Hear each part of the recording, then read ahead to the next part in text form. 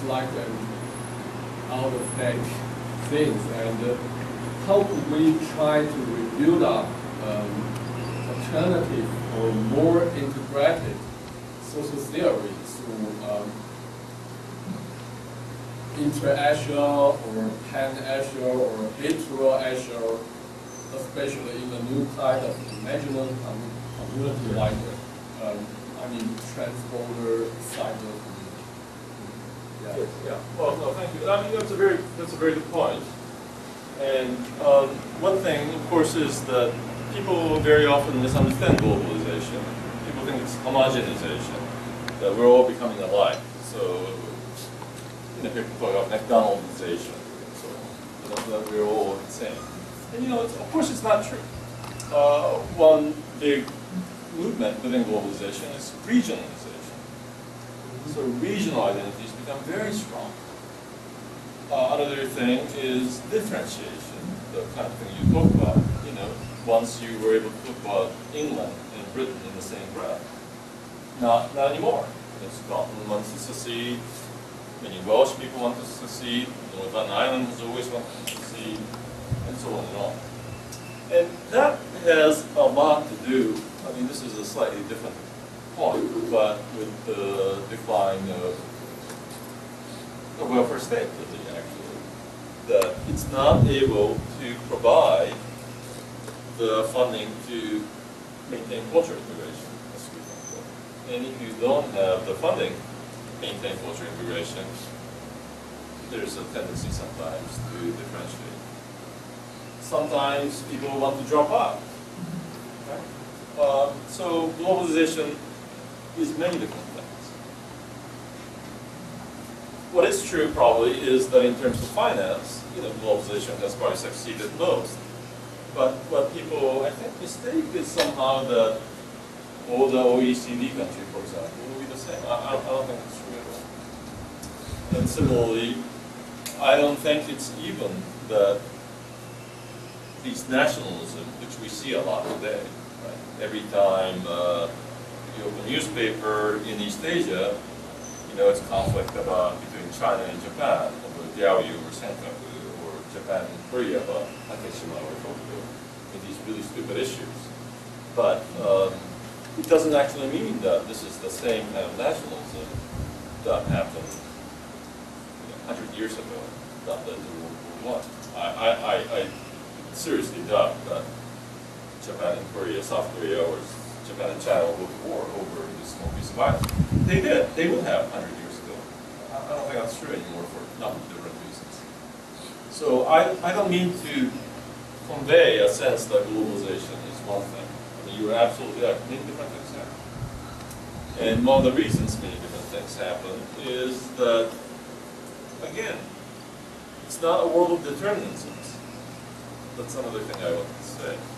There's a way in which classical social theorists wanted to explain things like one ball hitting the next, which will then hit the next ball, and in very deterministic orderly way. We live in the age of complexity theory or chaos theory, where people talk about the metaphorical butterfly flapping its wing and having a huge impact later. Obviously, it's not as simple as that, but we need to better understand how causality is not a simple thing. We want causality to be a simple thing because we wish that it were so, because the world would be so much easier to view. If there was one bad person who's creating all the problems, we get rid of that one person. If we could just get rid of capitalists, if we could just get rid of state bureaucrats, whatever. But the world isn't simple like that, and I don't mean to give you a sense. And so I get back to this point about democracy in knowledge, which is actually that it's not going to be that simple.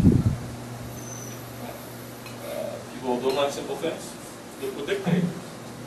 And in many ways, I think some of the limitation of classical social theory was people look for these charismatic dictators to dictate our thought. So one of the tragedies of Marxism, talking about something completely different, is that of course Marx was a great thinker, but the Marxists try to rigidify this law and apply it very often to cases that didn't apply at all, and insisted on primacy of certain things, like class, over other things, like race or gender or whatever. And in so doing, I think systematically misunderstood everything.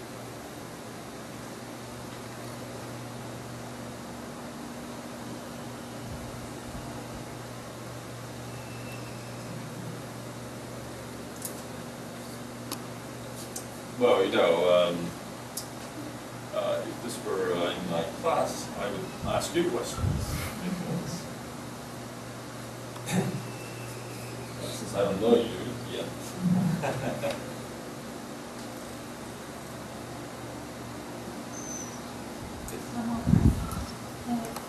It's about the paper submission. If we submit a paper, just like you said, global. Oh, okay. Yeah, but it is very difficult for reviewers. There's so many diversified experience. And they know more about they realize the context-specific topics. So it's very difficult for them to judge. Yeah. No, of course. You're absolutely right. I mean, one of the reasons why things don't change is that in many places, disciplines have become departments, and departments do all the hiring.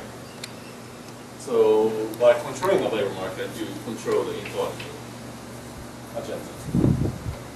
And so it's not surprising, even in the day of classical social theory, the people we read today, Marx, Zimel, people like that, they either didn't get jobs or they got jobs very late. And it's partially because they didn't play the usual academic game. So yes, sometimes people suffer, but even in your lifetime, people begin to realize that these social theories are great. So it's not terrible. Yes. You mentioned that the birth of society was propelled by the triple revolution, Yes. including the disciplinary revolution. Right. And you mentioned that the discipline, by meaning disciplinary, including the identity. Yes. People started to feel that they have the same identity. And you said that before the French Revolution, people spoke different dialects. Yeah. So, and they also identify themselves as as in a village or as in a town. But wasn't that also identity? Yes, of course. No, absolutely. I meant more the making of modern identities. Modern. So you meant that the birth of modern society? Yes. Something like modern society or modern identity. Right. So, of course, it's not that people didn't know that someone was father or cousin or member of this village or something like that. And of course, these are forms of identity or part of some religion or it could be any number of things. But the ways in which we think today, right?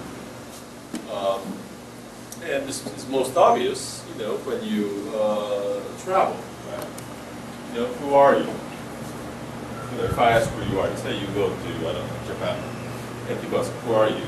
I mean, very often people say, you probably say, oh, I'm Taiwanese, or I'm from Taiwan. I mean, it could be any number of things, right? I'm a woman, I'm a student, I'm smart, I'm beautiful, you could say any number of things.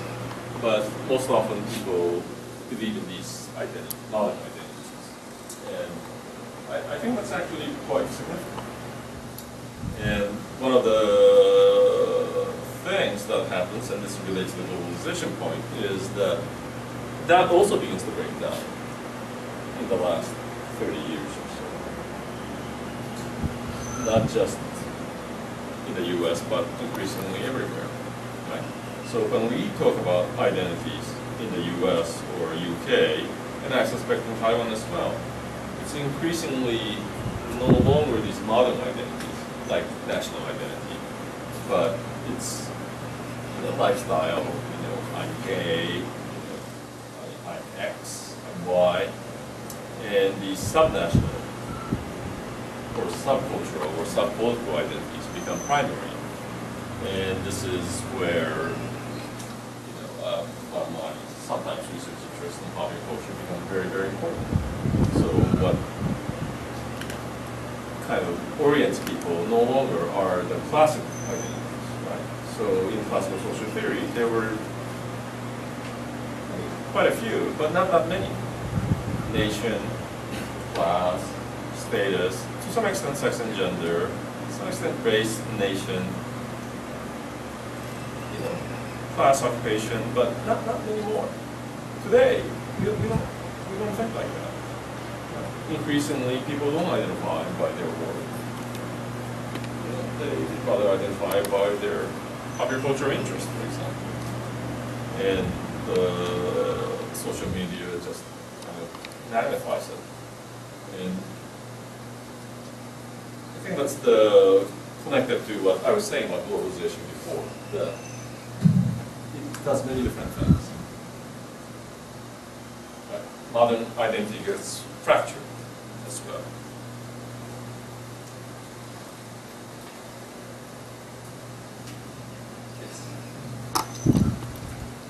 How do you idea of treating social theory as a global studies? Yeah. But global studies for me is a loosely coupled term. Yes. Starting from so many perspectives Yes. or so many paradigms, but by contrast, social theory for me is kind of a very strongly coupled or tightly coupled discipline. So I wonder how can you combine or integrate these two disciplines, Yes. and what will be your framework of constructing Yes. social theory? Right. And that's No, that's a very, very good point. As I say, I don't. The problem of global studies is kind of this parallel dilettantism, I think. I think that's what you suggested, right? But I mean, there are two answers. One is that, as I suggested, the promise of disciplines only was achieved in natural sciences. That they produce knowledge about the world and produce products that work with the world. Nuclear weapon, whatever you want. But what's interesting is that if you look at the natural sciences today, they have become completely interdisciplinary. Right? That almost every major research institute is interdisciplinary. Biochemistry, physical chemistry, biological physics. The most popular field in engineering now at Berkeley is synthetic biology, bioengineering. I mean, a field that didn't even exist before. And so, almost everywhere you go, it's interesting that disciplinary boundaries don't really work. And what I want to suggest is, kind of utopian idea, is that this is what we do in practice anyway, which is that, yes, we have these sociology, political science disciplines, but in point of fact, we gather on substantive projects. Right? So if you are interested in food and culture, if you're a historian, anthropologist, sociologist, you come together and you have food studies. If you're interested in people with disabilities, there's disability studies. People keep on creating these quasi-disciplines because the reality that we face has these phenomena, like food, cultures, disabilities, environment, whatever. And these are, by necessity, interdisciplinary. And disciplines actually serve them very poorly. So, it's an instance what I said, that natural scientists are interdisciplinary anyway, and sciences, when they actually open what we do, we actually do this without thinking about it. It's just that the master narrative we give about ourselves is in terms of discipline. So that's why we stick with it, underlaid by, of course, the reality that departments hire and fire. So,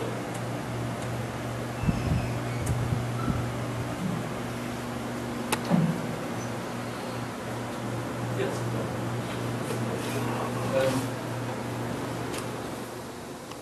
I'm just wondering, how do you assess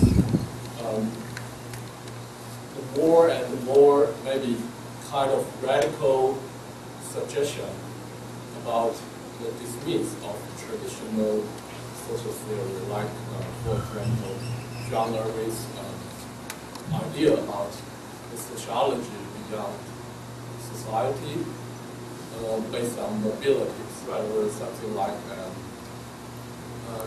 Sigmund Bauman's ideas about liquid modernity and so on. I'm just curious. How do you make? Oh, how do I like them? Yeah. Oh, yeah, I don't like them that much. Yeah, because more and more thinkers.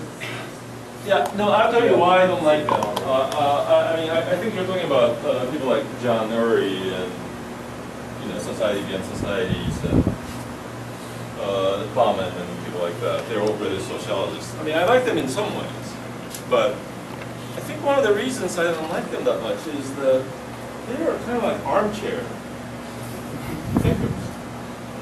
They sit, and I don't know if they ever go out in the world.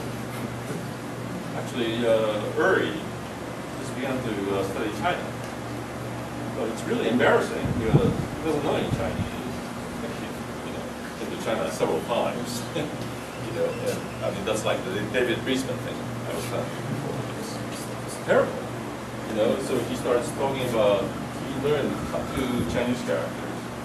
He started writing them, and he tried to make a generalization based on 2 Chinese characters he learned about how the script has profound consequence on how Chinese people think. I think it's pretty nonsense, actually. But no, and I mean, it's not that thinking is not important, but you cannot think in silence, right? You cannot think away from the world. I mean, social theory, social research is not the kind of things that you can go, somewhere in the woods, build a cabin and start thinking about how the world is. This is not kind of a Heidegger-like thing. You can maybe go think about the fundamental nature of things, but in social theory, I think, cannot, at some level, ignore, for lack of better words, what we call social reality.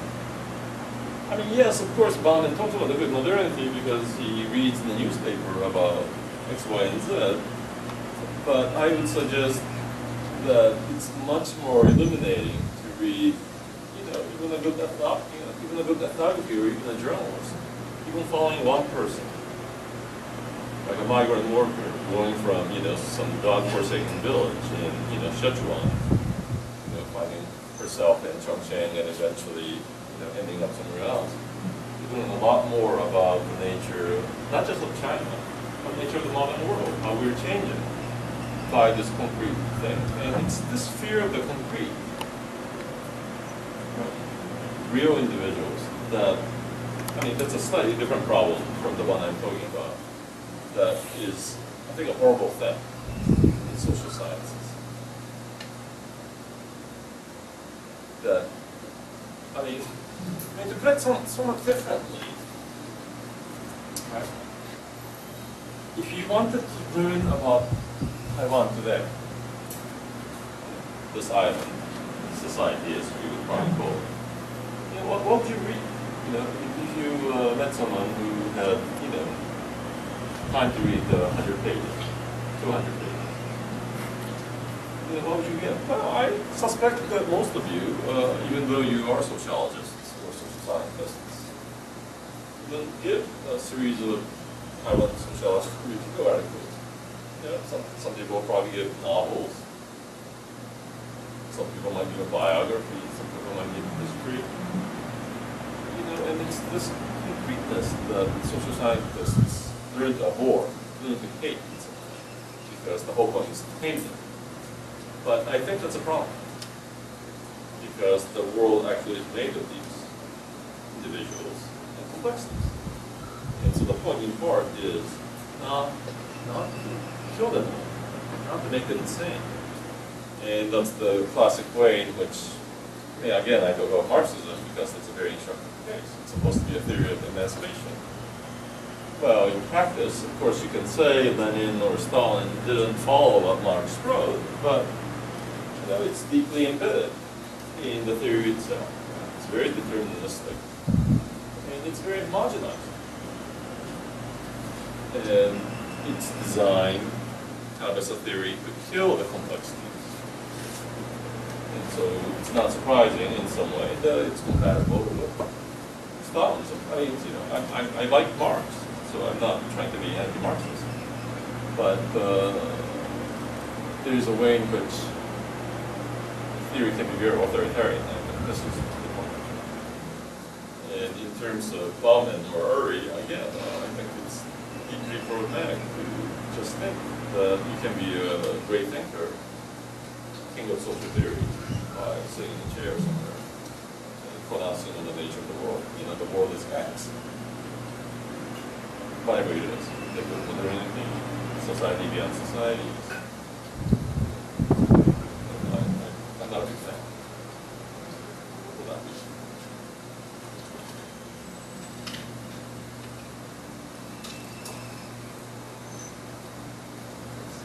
I have a little question about your discussion about area studies. Yes. Because as far as I know, that at least in East Asian studies in America, that I think they focus more on like cultural or literary studies. So if they are belong to a literary discipline, should we discuss it or compare it with sociology?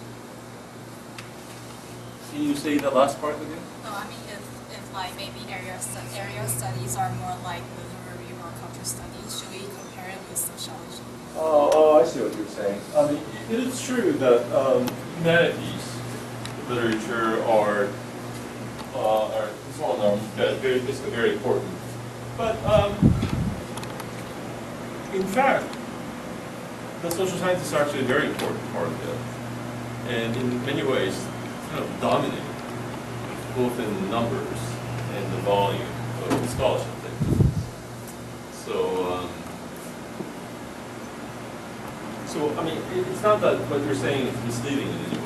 I think it's true that it's very humanistic in some places, but the way it's developed in many universities, I think it's more true for Europe actually.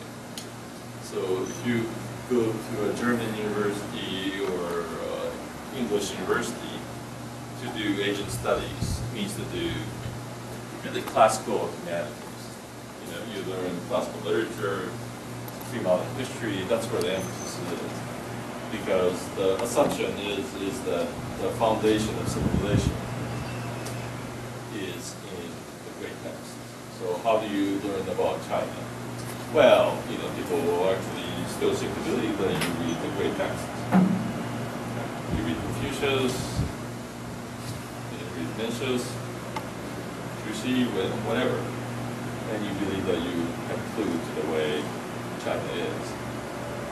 Americans are, in general, much more skeptical. And so social scientists certainly don't do that. But that's a very good point. And I'll focus about this more when I talk about classical legacy.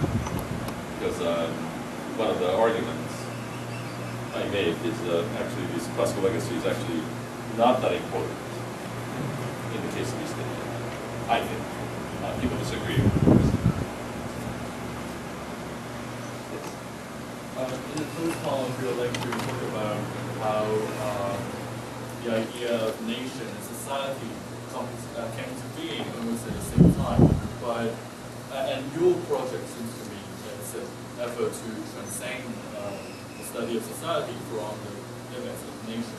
But given that recently there's a lot of cases, especially in Europe, that they want to more closely align the nation with society. Oh, yes. How does that affect or like even contribute to your project? Oh well, I think that's a very strong force in the world. Again, globalization has many things, and one of the main forces that globalization drives is counter-globalization. Right? It's against globalization, and it manifests itself in different ways. Some people are anarchists, so they want to get rid of Starbucks and McDonald's, right? Others want to get rid of immigrants.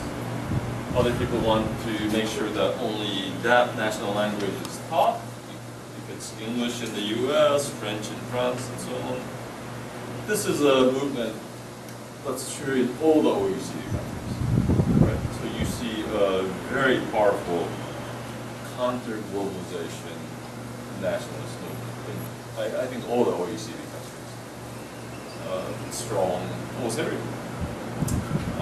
But what's also interesting, of course, is that they act as though 19th century social scientists or 19th century social theorists. I mean, they seem really old-fashioned. Right? And one of the thing, of course, is that the new form of nationalism that these people represent are actually new, and that they don't actually owe much to earlier traditions. And that's, to me, actually that's a very indicative thing about who they are. That even though they think they're nationalists, they are, of course, in many ways, but they are also quite severed from any notion of tradition. They constantly make them up. And what's interesting, of course, is that they get compromised, right? So one of the things about nationalism is that very often you want your nation to be strong, great, whatever. So this is most true in soccer, football, right? Even though these national fund people are people who don't want French people in France, they'll never say that for the football team. Just a lot of Africans, Middle Eastern people. It's very multinational, multicultural, right? Very global. And it's true in a lot of things. That ultimately, if you want to be good, then you have to be quite globalized in some way. And so they can never be true, I think, to their principle. I mean, the best example I can give you is Nazi Germany, National Socialist Germany. And as you know, they were so racist, they killed Jews, 6 million Jews.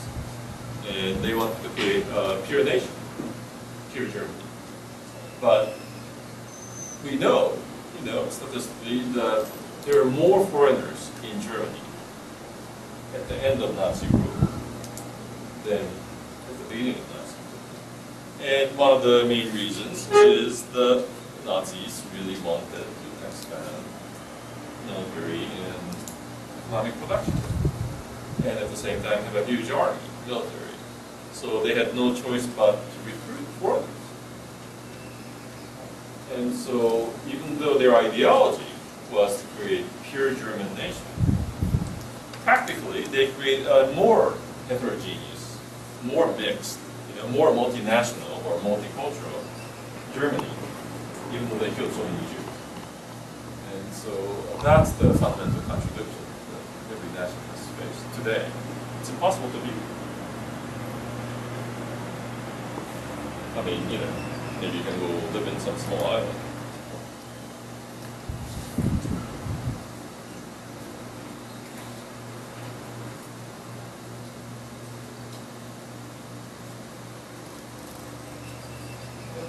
Well, it's the first day, so maybe I'll end it here, right? I mean, I don't want, it's kind of late, so I'll ask Professor Wu to send you the PowerPoint before, and next time I will talk less, so you have to